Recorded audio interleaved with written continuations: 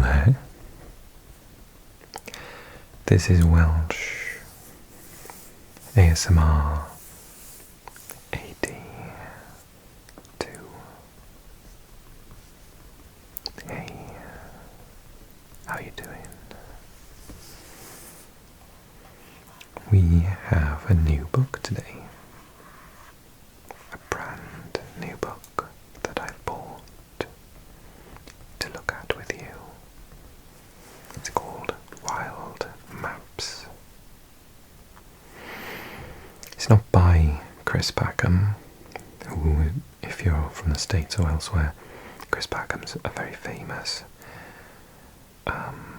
person on television in the UK to do with nature. Does a lot of bird watching programs, and I think we had this like badger watching program with him as well. So Wild Maps, a nature atlas for curious minds. If this looks familiar to you, it's because it's in the same series of books, perhaps, publisher, as the Brilliant Maps, which I use for my maps for 3 AM, maps for 2 AM, maps for 1 AM videos. This one's edited by Mike Huggins and illustrated by Manuel Bortoletti.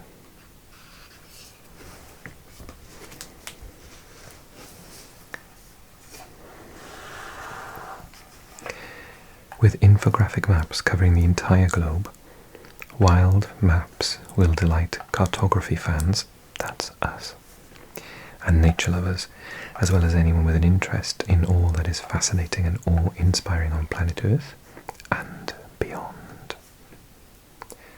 Beautifully designed and illustrated, Wild Maps is an eye-opening celebration of our world and the plants and animals with whom we share it.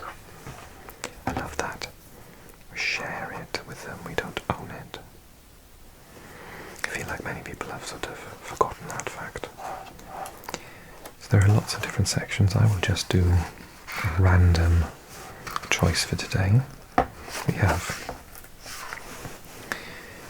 Ancient History, the Geography lesson. Sounds fun. Earth's Rich Bounty, Out and About, Extreme Nature, the Weather Report, All at Sea, Using and Abusing Nature, The Planet in Peril, and The Final Frontier. Ooh. Yes, there's some stuff I want to see in that one.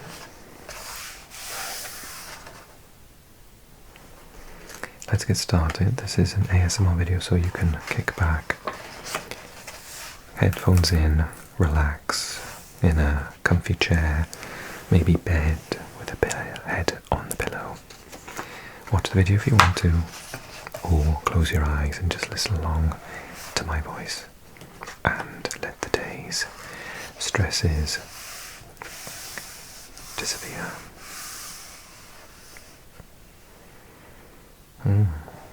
This is interesting.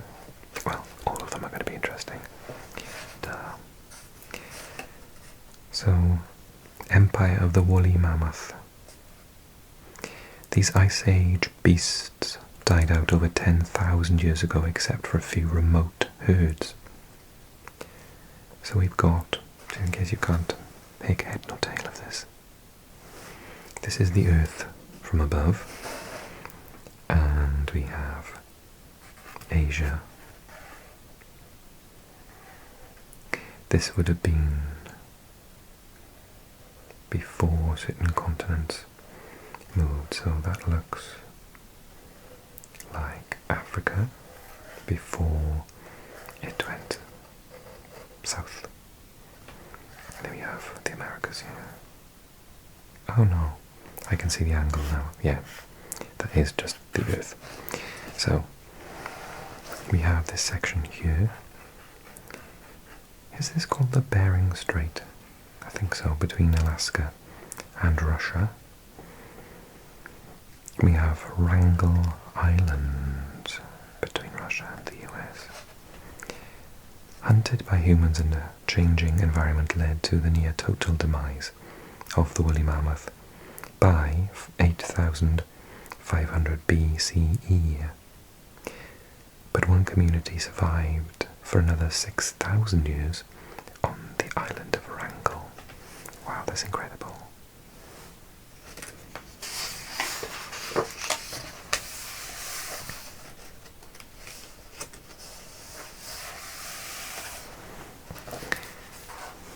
So the spread of man and the extinction of large mammals. Now, I've done some private research about lions because I find it really weird how lots of places like flags and even sometimes football clubs and things make references to lions in Europe.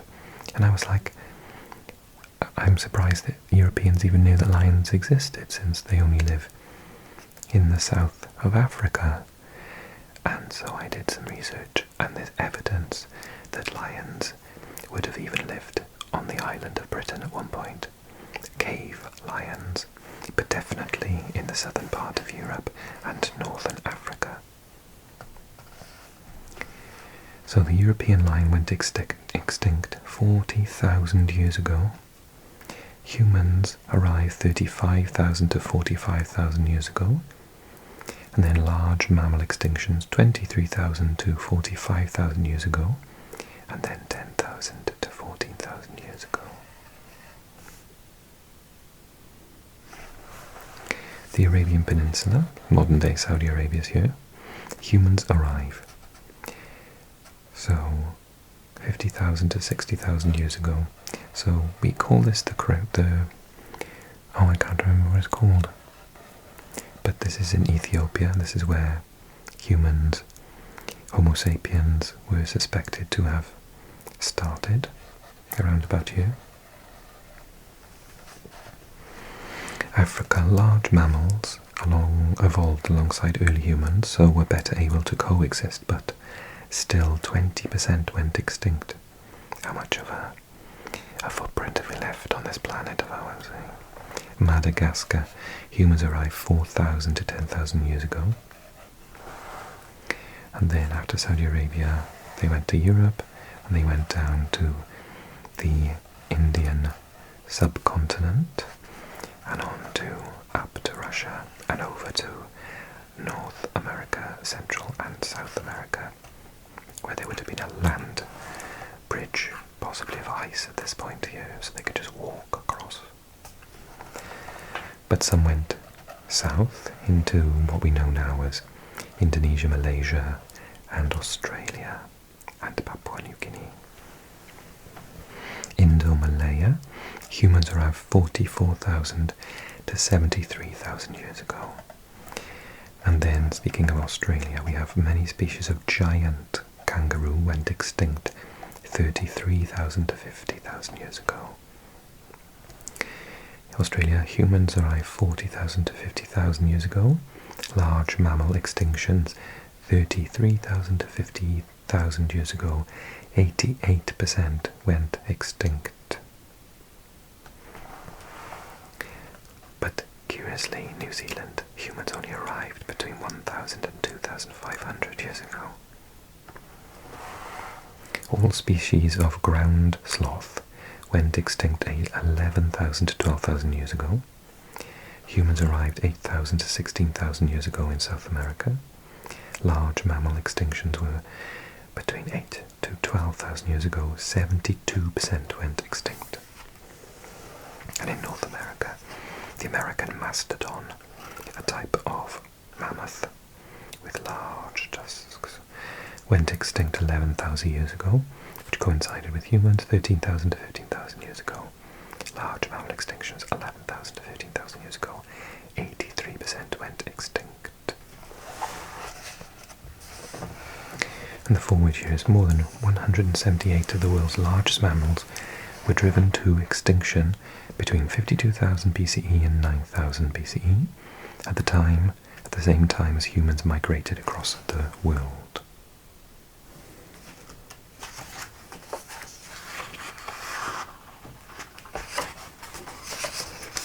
The geography lesson. like geography in school. Now I run my own YouTube channel. These spheres represent all the water and air on Earth. Water, all the world's water, would form a sphere just under 1,400 kilometers in diameter, 97% of which would be the sea water, which of course we can't drink. Air, all the air we breathe could be contained in a sphere just 2,000 kilometers in diameter. At standard pressure and 15 degrees centigrade Celsius.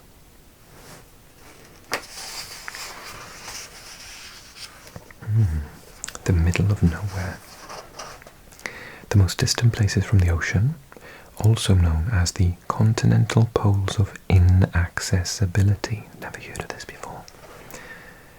Although the concept is quite easy to understand. Eurasia, so counting Europe and Asia together, 2,645 kilometers to the nearest sea. Location the remote Jusotoin Elysian Desert in Xinjiang, China. So Xinjiang just on the border with Tajikistan and Kyrgyzstan.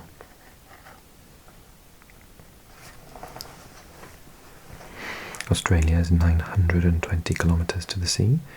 Location is 185 kilometers northwest of Alice Springs. In Africa, it is 1,815 kilometers to the sea. Location is 50 kilometers from Obo in the Central African Republic. In South America, we have 1,515 kilometers to the sea. Location is 40 kilometers north of the town of Arenápolis in Brazil.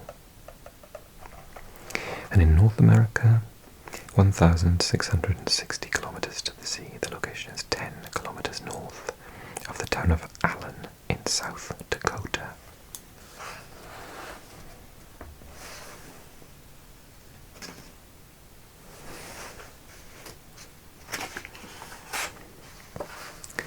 Oh, wow. All the rivers in the world. That's incredible when you look at the Earth as with the representations of water. Look at the Amazon.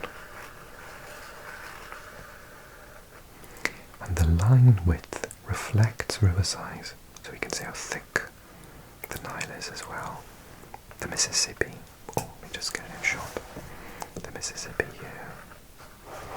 Obviously we have the Nile. Answers in a postcard. I don't know what that one's called. And we'll have the Yellow River. I think it's probably the Yellow River. Oh, it's the other one. I can't remember what it is at the top of my head. That's probably the Ganges. And the Volga River, I think. And then this is the, well, it changes it. Oh no, that's the Rhine. The Rhine. Then this one is,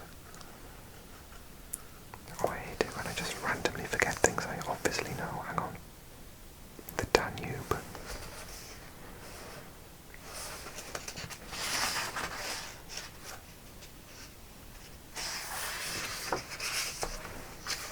Oh, I love etymology. There are surprisingly few countries named after animals. Spain, oh yes, I heard about this.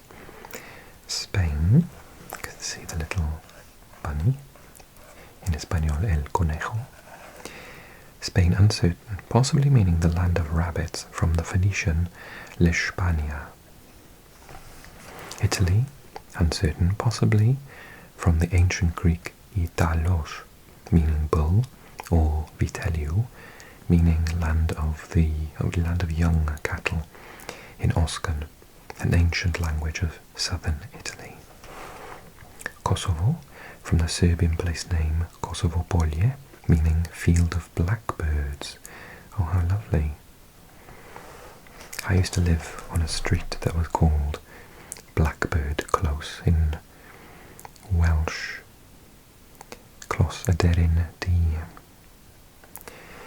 Singapore, from the Sanskrit Simha, meaning lion, and Pura, meaning city.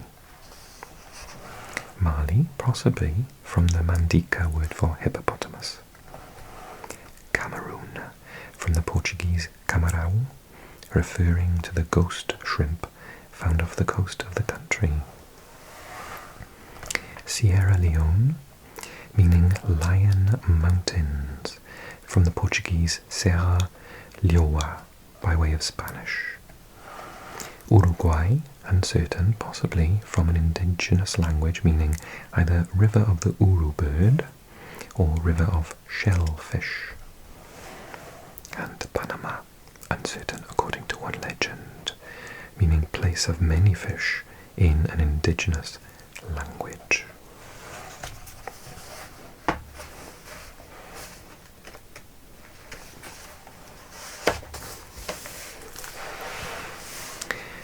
The sunny places that could help power the world. Solar power might provide 25% of our energy needs by 2050, and even more than that in Australia, South Africa and other hot spots. So we need to look at this first. Long-term average of photovoltaic power potential with daily totals of kilowatts per hour. So 2.4 up to 6.4.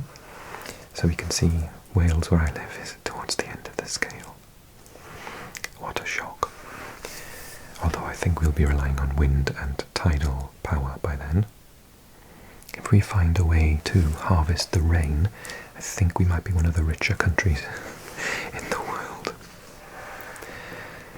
The United States, by 250, 33% could be, is that powered by solar power? And obviously we can see California and, Arizona, a little bit of Texas, New Mexico, all involved in that. And Mexico itself very much, including Baja California. And, wow, parts of Bolivia, Chile, and Peru. There's a desert here. Was it there? That's basically, it's not rained there for like hundreds of years. Or maybe there's no recorded rain ever in human history. I think that might be correct. South Africa could have 32% of its energy from solar. I suppose, excluding this section here of the Democratic Republic of Congo and a couple of other countries, then most of Africa could benefit from it, particularly Saharan countries at the top here, like Morocco and Egypt. Within Europe, Spain, southern Italy, and Albania and Greece, maybe Croatia could benefit from it, Turkey, Cyprus, and probably Malta, Corsica of France. And then obviously the Arabian Peninsula, Iran, Afghanistan, Pakistan, here Saudi Arabia, Oman, Yemen. India could benefit from 28%. Japan not so much, but China could get up to 23%. Oh, Japan actually is 30%, despite it being much milder. And Australia could get it up to 40% of its power from solar, apart from Tasmania. And there's New Zealand peeping in. They've cut off New Zealand, unfortunately. Oh no. Oh, I thought Southern Ireland were longer.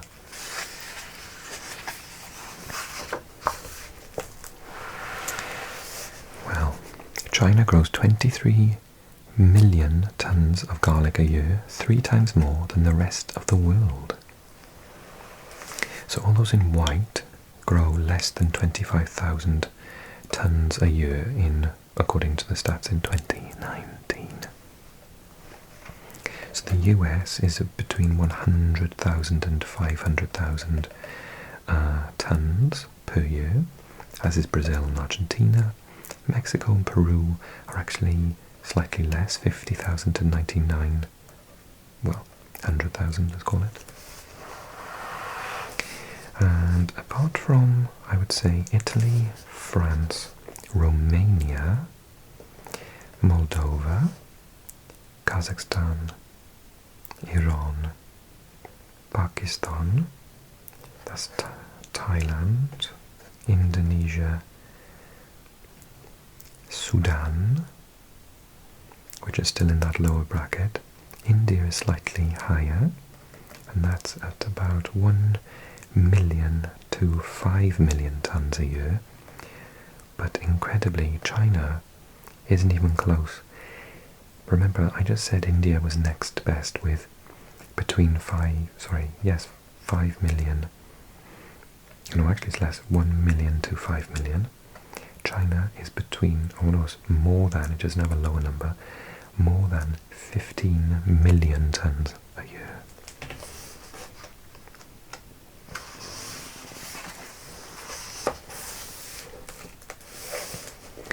Oh, this is weird. Okay, see if I can interpret this.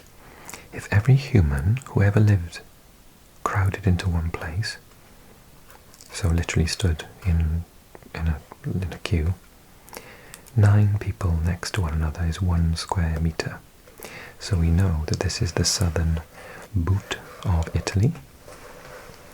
So we have this dark patch here, 200 square kilometers, area required for the circa 1.8 billion humans born between 2000 and 2020. This area of the bottom of the boot, down from Bari, 878 square kilometers this is, which is the area required for the 2020 estimated world population of 7.9 billion people. So in 2020, if everyone stood like that, they would fit into this much of Italy. And then the actual toe of the boot with Catanzaro there, 12,889 square kilometers, the area required for the circa 116 billion humans who have ever lived. So a tiny section of Italy is all that's needed to get everyone to stand in a row.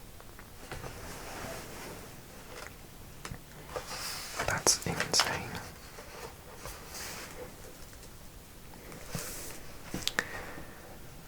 We're going to look at this one. Britain's national parks cover an area 15 times larger than London. And we see the green here and then the yellow. So Greater London, the area of which is 1,595 square kilometers. National parks, more than 23,000 square kilometers.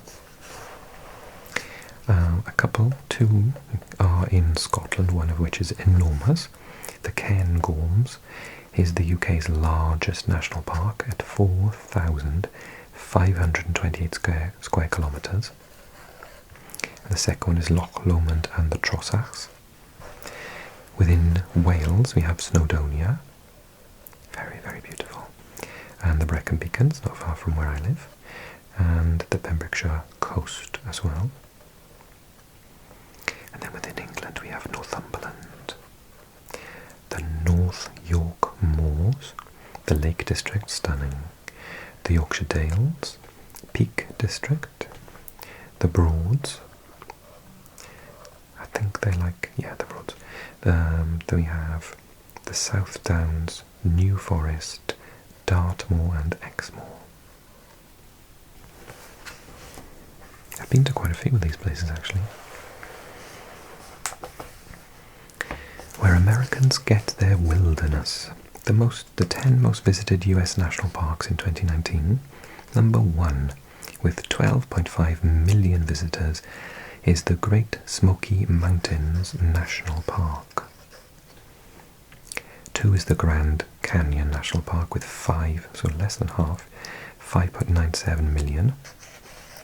Even my mother has visited the Grand Canyon. I haven't, unfortunately. I want to. The Rocky Mountain National Park, 4.7 million. Zion National Park, 4.5 million. I always get this pronunciation wrong. Yosemite National Park, 4.5 million. Yellowstone National Park, 4 million. The Acadia National Park, 3.4 million. Grand Teton National Park, 3.4 million. The Olympic National Park, 3.2 million. I'm guessing that, yeah, that's in Seattle, or near Seattle, in Washington State. And then the Glacier National Park with 3 million. The Glacier National Park is there. 6 and 8 is there. 3, 4, 2, 5. And over here is number 1, the Great Smoky Mountains National Park. And 7 is up here. And that is the Acadia National Park, just on the border with, I want to say, well, definitely Canada and Newfoundland, maybe.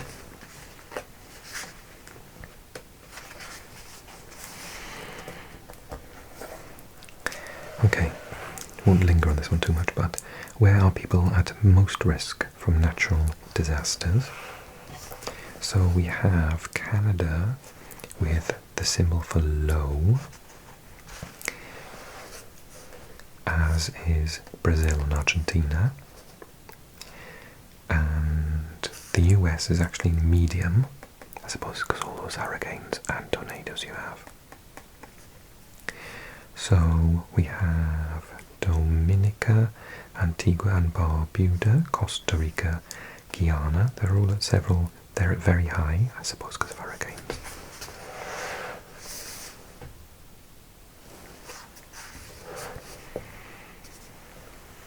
Bizarrely, I cannot believe this, Britain is under medium. I suppose we do get some quite nasty storms at the back end of the hurricanes, but that does surprise me. Sweden, however, and Poland are down on very low, as is Iceland, Finland, Ukraine. Spain is low, Portugal low, France low, but Italy is high. As is a large swathe of West Africa and medium in South Africa, China, India, whereas, I suppose it's kind of with fires and bushfires, Australia is high, high, whereas, so let me think, that's Thailand, so that's Vietnam. Vietnam is very high. Maybe it's to do with monsoons. This is monsoon area around here, as is Japan. Whereas Russia's very low, Kazakhstan very low, Mongolia very low, Saudi Arabia very low. No data for these countries here, Somalia, for example. New Zealand is high. Interesting. Oh, earthquakes with Australia, isn't it? And Japan. New Zealand and Japan.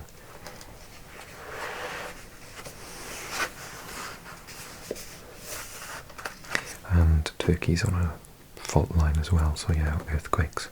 That's what that is about. I wonder what China's is about. Why is China medium? Flooding. Bangladesh would be floods, that's why it's very high. Because the Himalayas basically drain to the sea through Bangladesh. Vietnam is possibly for the same reason.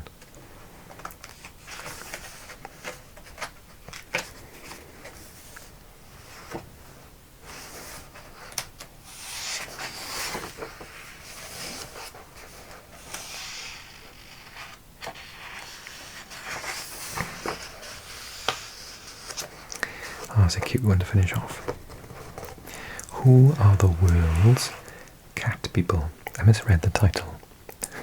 At first I was like, there are cat people? People who are cats? No, I'm a dog person, right? Although I do love cats as well. If you're a cat person, red is the highest, 50 to 59% of the proportion of those polled in each country who said they owned a cat. So the US is very high, The US is actually 40 to 49%. Russia seems to be one of the highest. I hate it when they put all the info in the seam. Italy, I think, why are they so similar? I think Italy is like 40 to 49%, same as the US. France is 30 to 39%. Germany is 20 to 29%, and the UK is 30 to 39%.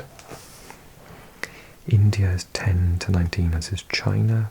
Thailand and Vietnam are 30 to 39%.